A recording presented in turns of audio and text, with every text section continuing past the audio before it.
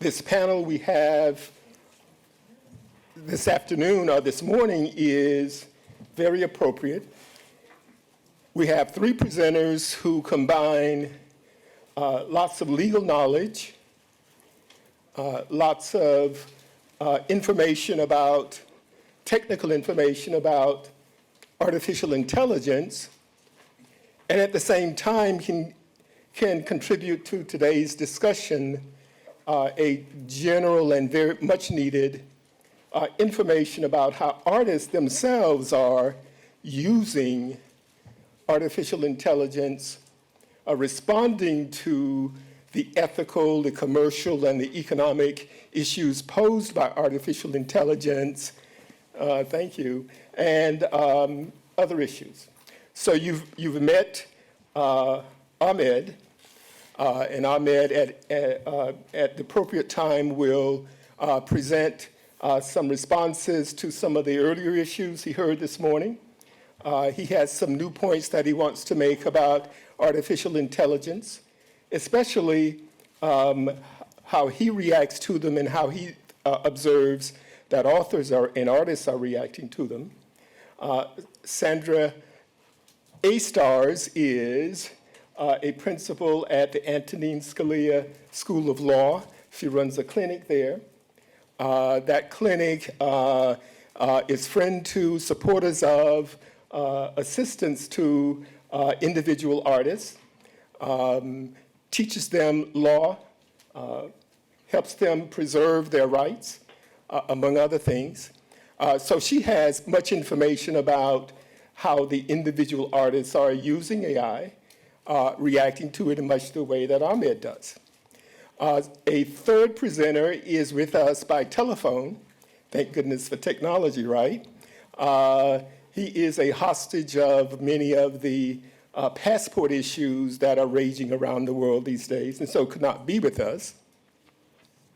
But Andres Guadamuz is a professor at Sussex.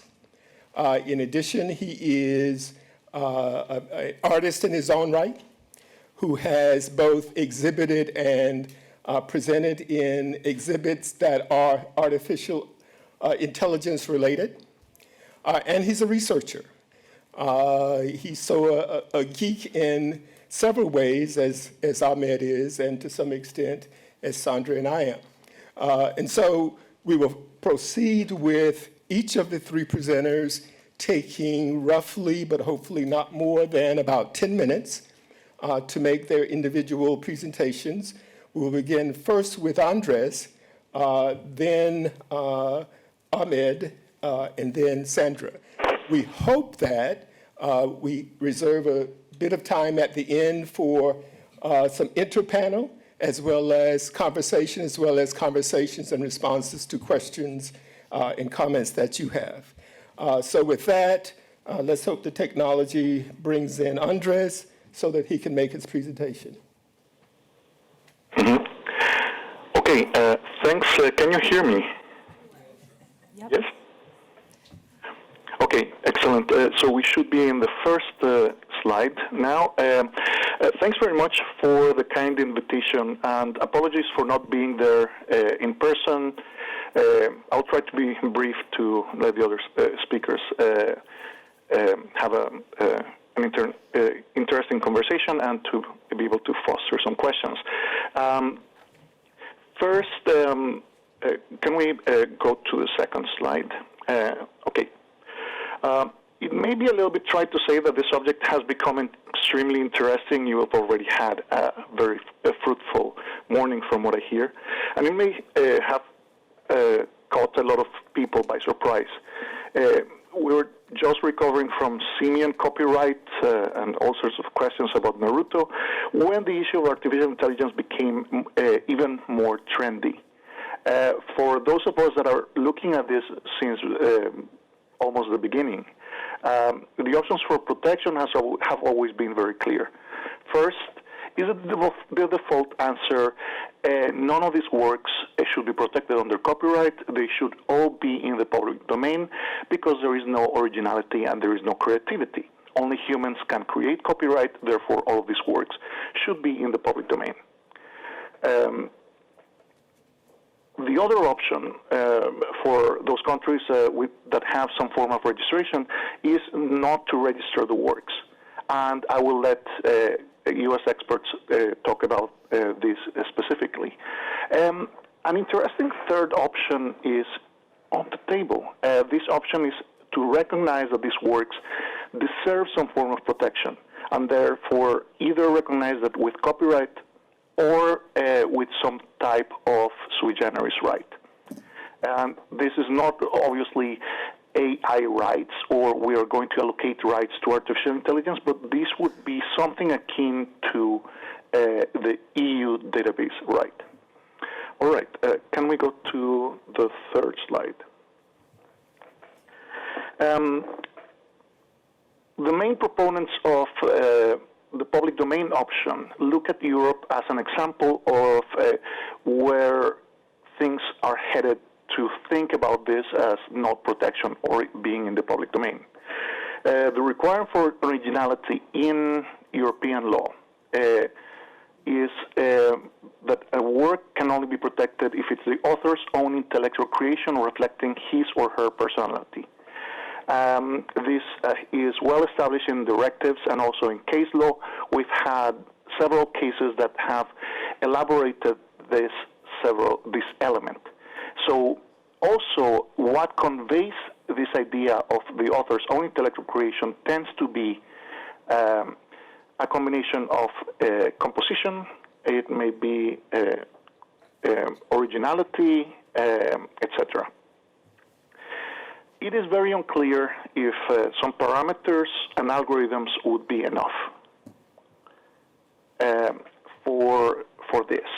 So, for example, if you are a programmer, if you are an artist, and you are selecting things that should go into your work, or you have lots of outputs and you select one or two that look very good, is that enough to convey the author's own intellectual creation, or is it not? So we have those questions. Can we go to the next one, slide 4? UK law has not been the same as the rest of Europe, and you can insert your Brexit joke here. Of course, there has been quite a big change between, or a divergence between UK law and European law, and this actually predates Brexit. What has happened with the UK is something very interesting. We have had in UK law, in the Section 9.3, Paragraph 3 of the Copyright Designs and Act, the CDPA, this very interesting formulation. In the case of a literary, dramatic, musical, or artistic work, which is computer-generated, the author shall be taken to be the person by whom the arrangements necessary for the creation of the work are undertaken. So you can see first that we have this idea of computer-generated work. Now, there may be a question of whether or not this is enough to cover things like artificial intelligence. People like me think that it is. And the other question would be, who should this go to? Is that the programmer? Is that the user? And this question is still open. Both the Parliament discussion before the law was passed and the only one case that we have lead me to believe that we think that this should cover the person that made it possible for the work to be created, therefore the user, not the programmer. Can we go to the next one? That's slide 5. Something really interesting has happened just this year. Earlier this year, China surprised everyone by becoming the first jurisdiction to rule in this question. While it doesn't pertain to artistic works, I have included it here because it's still very relevant and very interesting. According to the Chinese city of Shenzhen, has decided that an article that was written by an artificial intelligence program has copyright protection. Now, this is from Tencent, the Chinese tech giant. They have something called Dream Writer, and this is a machine learning program that writes about 500,000 articles per year in subjects that range from sports to technology news, to financial news, to sports, some basic news.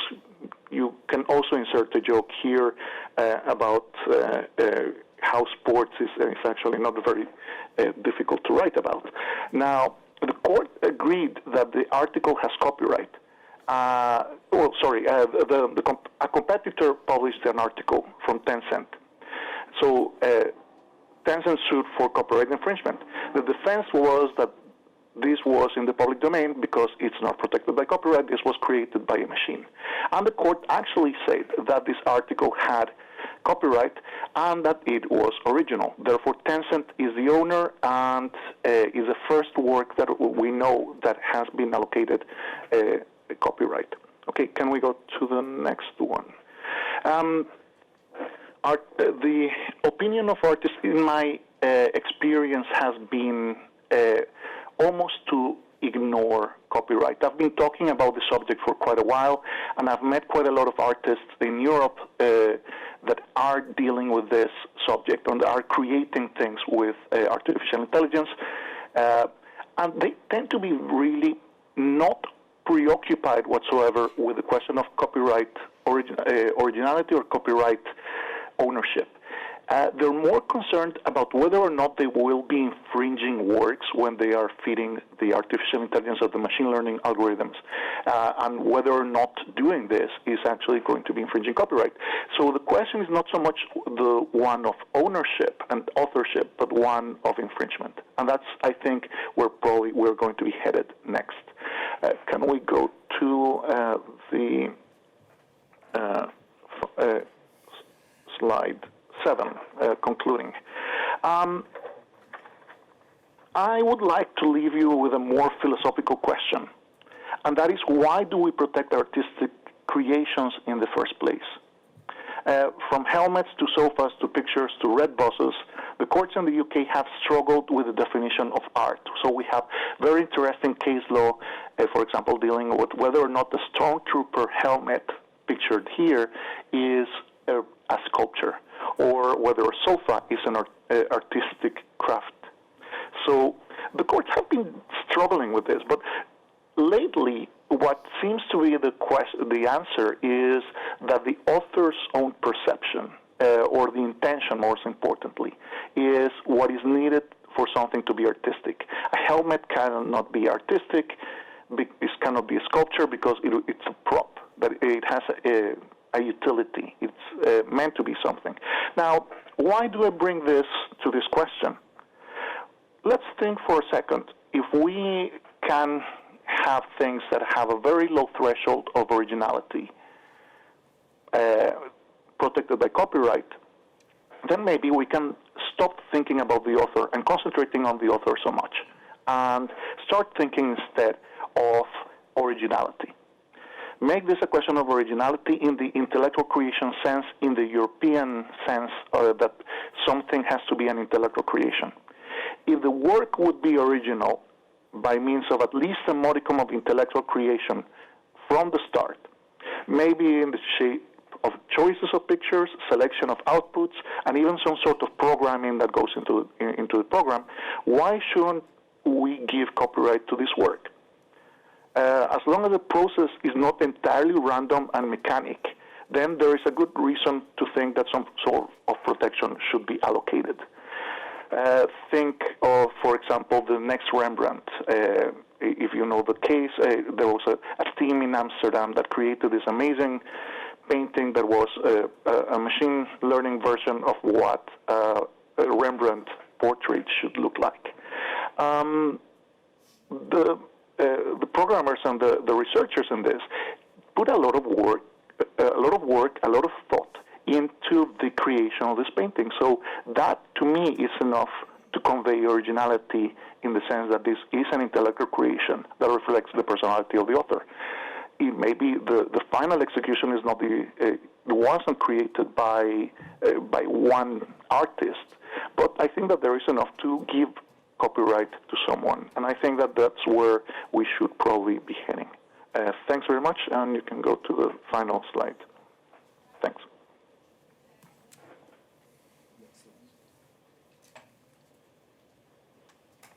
Okay, thank you.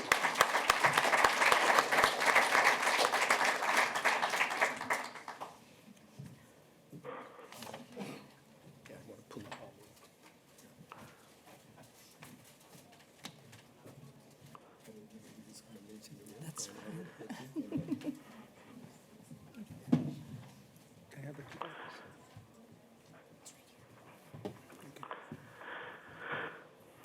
Okay, hello again. I'm not going to, of course, repeat what I said earlier. Just want to follow up the discussion from where it was left now.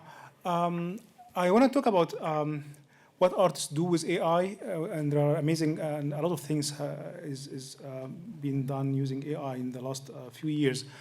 In particular, we created a platform for artists to allow them to experiment with AI. And the motivation is artists in general are usually not technology savvy. Most artists doesn't know how to write a code or change a code or even run a code. If you go to one of the code sites that you can find codes, for example, GitHub, you can find 27,000 versions of GAN that I talked about this morning. So an artist who's just starting there cannot even know what's the difference between them and what to write and what to use. So we created a platform that allows artists to create art or experiment with this kind of technology. And I want to basically show what artists have been doing and different ways of interacting with this. Even some schools like NYU Art School have been using this now.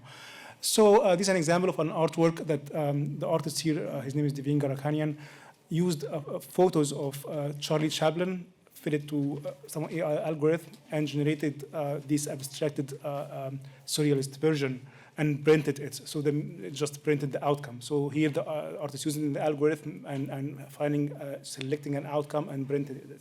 Very standard way.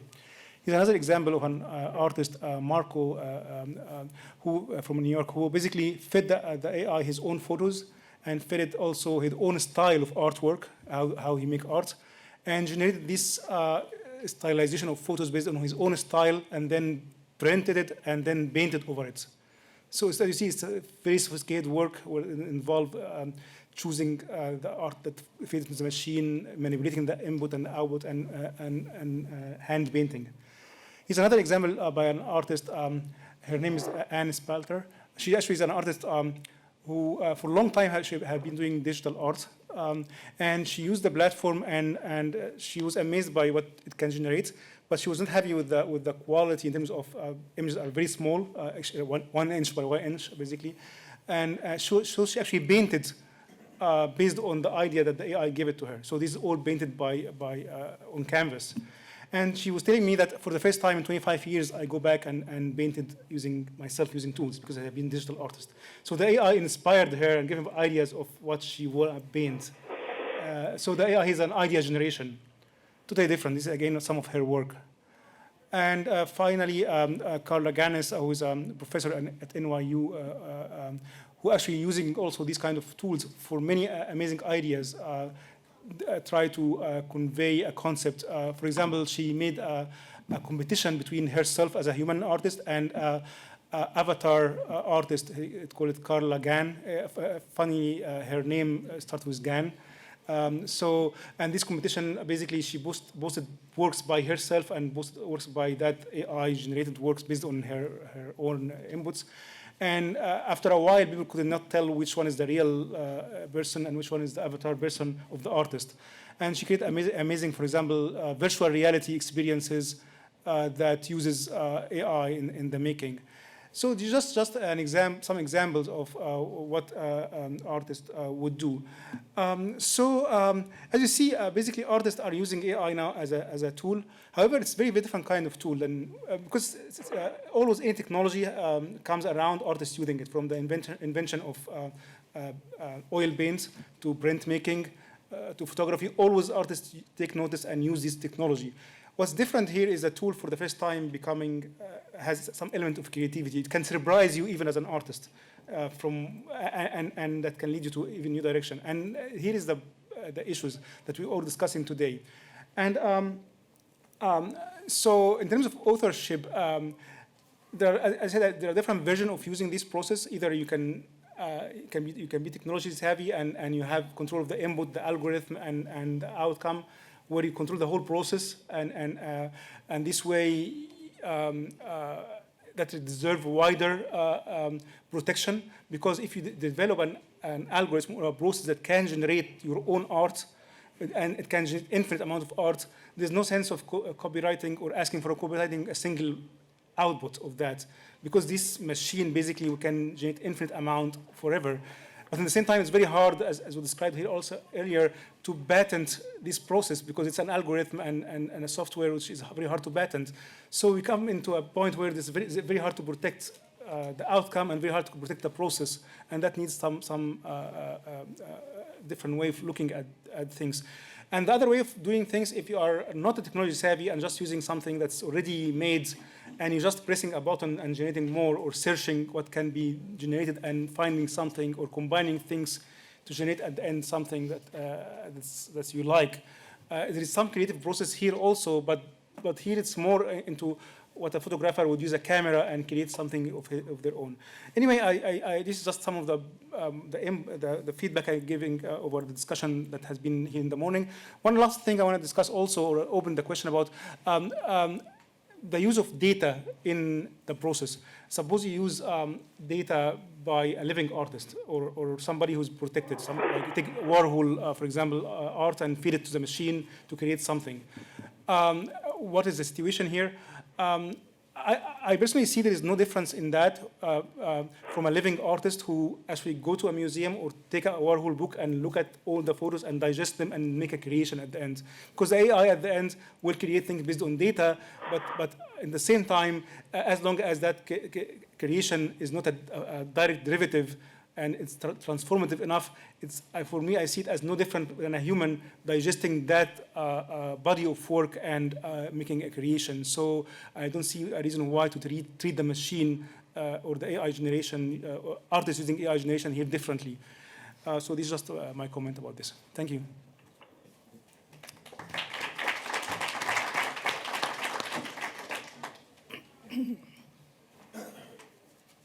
Should I just jump in? Absolutely. Okay. Well, thank you again for inviting me to present here and for the stimulating conversation we've had so far. As was mentioned, I run a clinic at George Mason University Law School's Scalia Law, and it is a program through which my students and I represent individual artists and small businesses in the arts, advise them on various copyright issues, help them protect their rights, and so forth. Through that work and through simply the family I've grown up in and the community I've interacted in, I've had the opportunity to speak about AI issues and just arts issues in general with a variety of artists in a variety of fields and a variety of generations. And I have to say that there are many issues that they are reacting to and considering, much like we have been raising today. But also much like today, they have more questions than answers. So I'm glad that I'm not the only one starting my presentation with more questions than answers.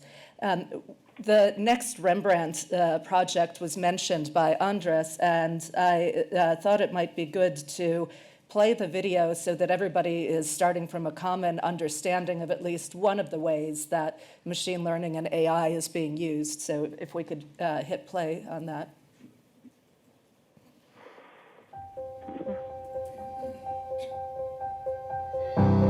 One of his great achievements, one of Rembrandt's great achievements, was to portray human emotions in a much more convincing way than artists had before him, and in many ways for all time.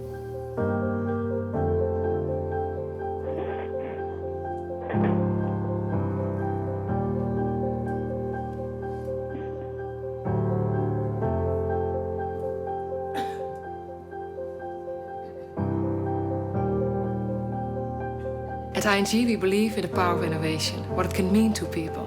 We want to bring this innovative spirit to our sponsorship of Dutch art and culture. We knew that for this challenge, we needed to team up with experts from various fields to make this come to life. We're using a lot of data to improve business life. But we haven't been using data that much in a way that touches the human soul. You could say that we use technology and data, like Rembrandt used his paints and his brushes to create something new. The first step was to study the works of Rembrandt in order to create an extensive database. We gathered the data from his collection of paintings from many different sources, including 3D scans and upscale images using a deep learning algorithm.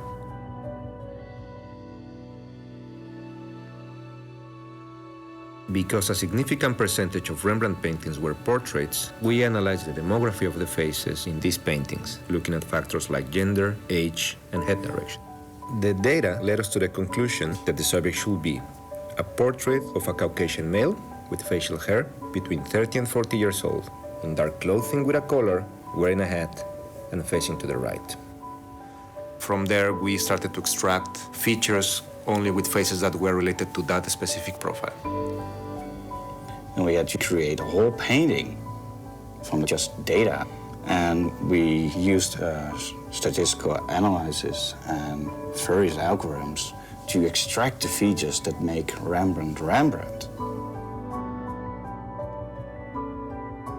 We took parts of the face and we started to compare them. And then, based on this, we're able to create a typical Rembrandt eye or nose or mouth or ear. After generating the features, we were focusing on the face proportions. We used an algorithm that can detect over 60 points in a painting. We were able to align the faces and to estimate the distance between the eyes, the nose, and the mouth and the ears.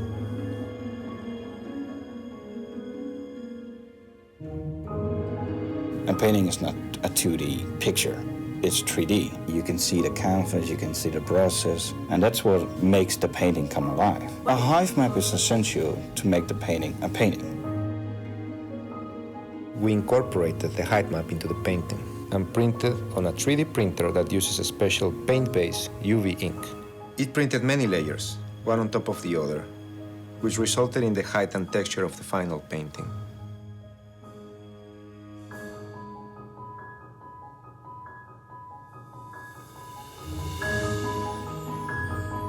It's sometimes a magical moment to see a painting for the first time. Even if it's computer generated, for me it is something special. I would have believed if I saw it in a museum that it would have been a real Rembrandt, just one I haven't seen before. It will be interesting to see Rembrandt looking at it. He will be happy that there are people trying to understand him and trying to create something out of that. So I think he will be happy. The next Rembrandt makes you think about where innovation can take us. What's next? Thank you. So let me ask folks in the audience, how many of you think that this is brilliant? How many of you think it's troubling? Seems like an even split. How many of you think it's brilliant and troubling? All right, well, let me tell you that you're not so different from the arts community on this. And to me, as in many discussions of fair use, it's really how the work is being used that creates that feeling of, oh, this is brilliant or this is troubling for the artist. So this particular example, I would say, because it's based on Rembrandt works, which are all in the public domain, and that's all that the AI was fed, it may not raise many copyright issues at all. But think about if we were talking about the next Warhol, or identify any current living artist who's selling their work. That seems to raise quite a few more issues.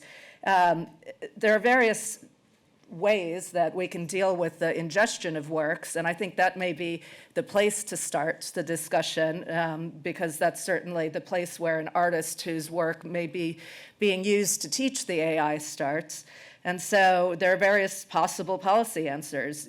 You could consider it to be fair use because you're never actually reproducing the work that has been ingested publicly. And so maybe you would draw an analogy to the Google Books case.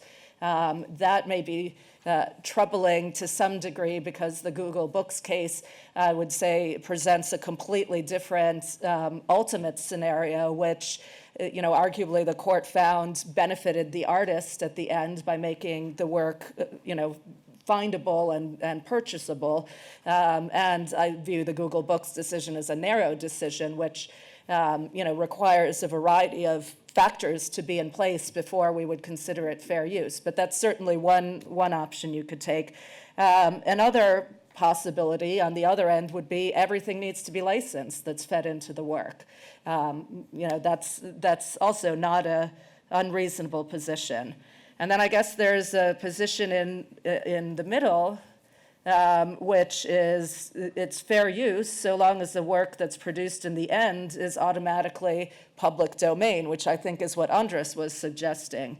But query, if you're the artist and the next Warhol is what comes out at the end, isn't that actually the worst of all possibilities for you? Because the end result is competing with your creative work. So even something that seems like a potentially reasonable policy analysis on a commercial level doesn't necessarily play out that way from the artist's perspective. But let's look for a moment at the resulting artwork itself and how we feel about that artwork. And I have to read you this, and once I read it, you'll see why. So this is a UK art critic, Jonathan Jones, and he wrote about this project in The Guardian. And these are his words, not mine. "What a horrible, tasteless, insensitive, and soulless travesty of all that is creative in human nature. What a vile product of our strange times when the best brains dedicate themselves to the stupidest challenges. When technology is used for things it should never be used for, and everybody feels obliged to applaud the heartless results because we so revere everything digital." So my reaction to that was, tell us what you really think. He went on, and you might appreciate this, explaining why he feels this way. And he said, art only has meaning if it comes as a historical record of the artist's encounters with people and with beliefs and with the anguishes of the time, and that great art is not just a set of mannerisms that should be digitized. He also then suggested that the AI should go to bed with Rembrandt's lover first before trying to replicate Rembrandt's work, and that also the AI should experience plague, poverty, and old age. So you can see that these issues are not going to be any less controversial than any copyright issue we have ever considered. So, but just to be serious for a moment, not that that wasn't serious, but I think what the critic here is raising is really the intense moral rights issues that artists feel around the works.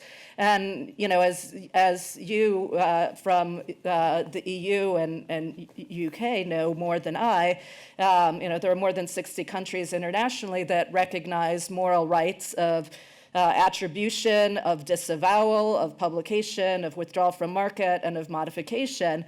And there are even here in the United States at least 9 states that have some form of protection for moral rights, and that comes most often in the realm of visual arts. So this is a great place to think about it, but also I think explains the outrage that some in the community express. I'd caution, though, even where there are protections here in the States, those apply to works that are produced in a single copy, or in the case of photography, in an exhibition print. And so certainly the end result of this product likely would not qualify if you're going to be able to run off however many next Rembrandts or next Warhols on your 3D printer as you'd like. So the last thing I will say, so that we don't run totally out of time, is that there are other common law issues that we want to consider too as we're considering these works. Any rights that might have been created by contract, rights that arise by tort or fraud, so-called passing off concepts. And the one question after looking at this next Rembrandt project that I had myself was, is this just a brilliant forgery machine? Because if you listen to how the project was brought about and how the AI was instructed, that's actually what art forgers in the analog world do. And while we may recognize that the resulting work is a work of art, people have always had very complicated relations to forged works or works that are created in a style of an artist. And so I would ask not just what's the impact on the artist, but what's the impact on the art buying public? Are there trademark-like concerns? Are people being swindled? And I think we will have very many interesting discussions around that. And I'll stop there so that we have some time to actually talk. At least 8 or 9 minutes for general conversation, including with you in our audience if you have. But let me, as I usually do, play devil's advocate here, because there should always be a devil in the room. Let's assume, just for the sake of discussion, that Rembrandt's alive today and his works are protectable, all 10 zillion of them. You raise an interesting moral rights / ethical issue / forgery issue. And my data mining is only to do the type of studying of all of his currently protectable but hypothetical works. I'm not competing with those works. I am not copying and reproducing those works, at least not reproducing and distributing publicly.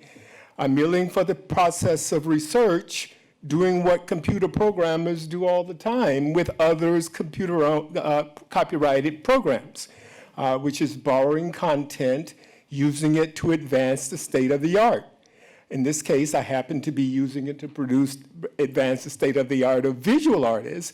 How is that scenario different from what the data miners do in the Rembrandt case? So you're not actually I haven't gotten to the point. Printing off a new... No, I haven't gotten to that point. Okay. It's actually a good question, and one that I was going to mention but didn't have time to. Okay. Another application of AI has been to teach AI machines to distinguish forgeries. And so in those instances, at least the one example that I'm aware of, they weren't feeding the entire work, but they were breaking, ultimately they fed the entire work, but they're breaking it up into tiles, which are fed individually in to inform the AI machine. And that, for whatever reason, makes it more likely that the AI will be able to detect a forgery because they're looking at so much more data, I suppose. You probably have a much better reason and explanation why it works. But I mean, there, I think as a matter of copyright law, you'd look to things like Google Books and say, are you actually ever putting in output? Are you harming the market in any way? How much of the work are you using? Is it just, but so I would feel more comfortable with that sort of a use than if you're at the end of the day printing off the new Warhol, as I said, or the new whatever, today's, most popular artist is, the new Banksy, perhaps. Now, this is really Ahmed's rhetorical at the end of his presentation just now, where he challenged us to think about how data mining in the hypothetical I just created, scanning, uploading, saving, is how I'm defining that data mining, is any different than The art is actually data mining by living and interacting with encyclopedias, websites, the living world, pulling from it his sense of Rembrandt style, and then mimicking it in the way that artists do, or some photographer. And so you have some point, and then I'm sure Andres wants a piece of this as well. Thank you for bringing this Rembrandt example. I think we have seen two different examples, the Rembrandt case and the artworks that have shown using the artist. Yeah. So the Rembrandt case is brilliant in making a forged art, basically using tools available today to make some art in the style of another art. Basically, that's not known as to be art to start with, if you do that.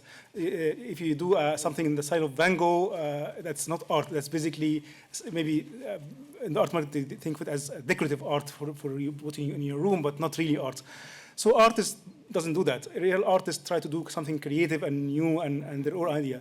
And the example we have shown today with artists using AI, all of them are really brilliant in the way they're creating new things. Well, but Ahmed, I'm more challenged, and I'm more endangered by that. That you would refer to clearly something which is artistic as not art.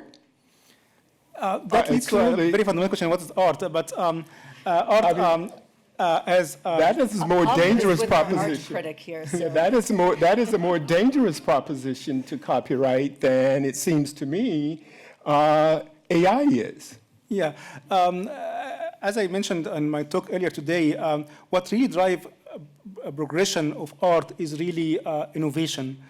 So if you now, or even 100 years ago, try to copy Van Gogh, let's say, or Monet, that already have been done before, you wouldn't consider an artist. You wouldn't consider something to make some beautiful images in the style of something in the past you can put in your room, but that wouldn't put you in a gallery or a museum anymore. That's not what an art would consider art. Okay, well,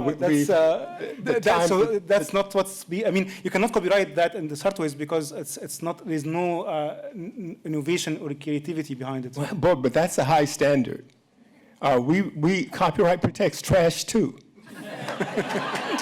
Right? Very, very low standard, and the reason for that low standard is a very good one. It is to avoid the aesthetical and, it seems to me, the moralistic judgments of deciding that's not good enough art or innovative enough art or whatever. So my point about trash is to preserve the principle that it seems to me. Now, real quickly, I'm supposed to be wrapping up. Real quickly, I wanted to, and again, a friendly devil's advocate challenge here, and to you as well, Andres, if you want. The sort of categorical treatment of the product of AI, at least in the Rembrandt, as really good forgery. They forged a style. Mr. Rembrandt did not own his style. He may have created one, but he alone did not own it. And that is true of all of the innovative people who created categories. That is an essential proposition of copyright, that I can take your style, I can research and reverse engineer to figure out your style, even if by AI, and then I can use your style to produce things. That runs up against the moral rights issues that you would. Right, so that's why I actually, and I say this in a lot of instances, I don't think copyright needs to address every single issue. And I don't really view this this Rembrandt image issue as a copyright issue so much as either consumer fraud or passing off or contracts issue. And I would urge copyright not to try to take on too much, because we will get into these arguments, whether a la blurred lines or as you were pointing out, is this art, is this not art? I personally don't want judges making that decision, either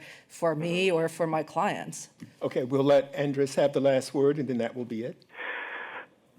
From a I guess from an international perspective, there is no question that this is, for example, this would not be infringement if we are thinking about that. If Rembrandt was alive, even, I don't think that there is enough there to say he has, as you were saying, he has no ownership over his own style. There is no such thing as a Rembrandt-ness copyright. But from another perspective, it's perhaps that we are not going to see this brought to court in things like art. I think it is already happening, and it's going to happen more and more with low-level music. A very large maker of artificial intelligence music, for example, a Juke Deck, just got purchased by TikTok. You can probably see where this is going. This is going to free music for people to put in their videos instead of having some problems with copyright. This is going to have to go into the forefront with very low-level type of art, maybe computer-generated art, that can be used as a background in a game or in a movie or something. If we're not going to protect this, and everything is going to go into the public domain, then artists, musicians, journalists are going to be competing with free works. And this is where I think we should think really hard about where we're going. I'm not that concerned that this is going to become an ownership issue, but definitely, or an infringement issue, but definitely it's going to be litigated, and it's already being litigated. Well, I thank you for that, and the Copyright Office and WIPO thank Sandra, Ahmed, and Andres for their very thoughtful participation. Thank you.